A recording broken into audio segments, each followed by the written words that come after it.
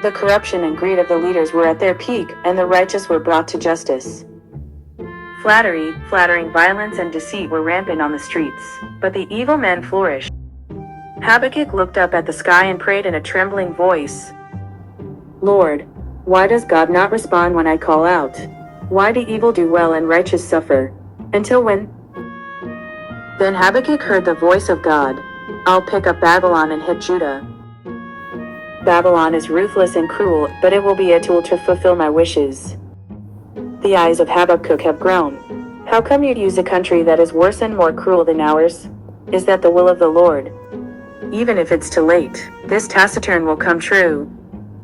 The righteous will live through faith, and the meaning of God who has endured and persevered for a long time, and to be patient with the righteous."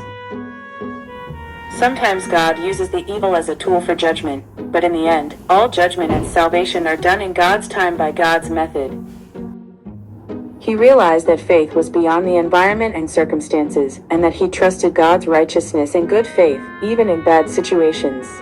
He got down on his knees and confessed, "Though the fig tree has no flowers, the vine has no fruit, and there are no herds in the cage, and no calves in the barn, I will be glad, O Lord, for the Lord of my salvation." Now, peace was placed in Habakkuk's heart instead of fear. The environment did not change, but I was able to praise God beyond the environment. Even in the dark tunnel, there's light at the end.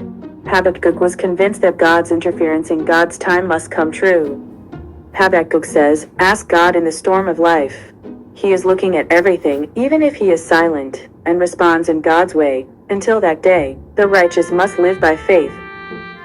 The reality may seem like the evil man is winning, but in God's time, God will judge, and God will establish righteousness. God's intention to be patient and at peace with faith is God's message through Habakkuk. It was the story of the visionary of the country of Habakkuk, who desperately sought righteousness in a corrupt, evil world. See you soon with another Bible story. Thank you.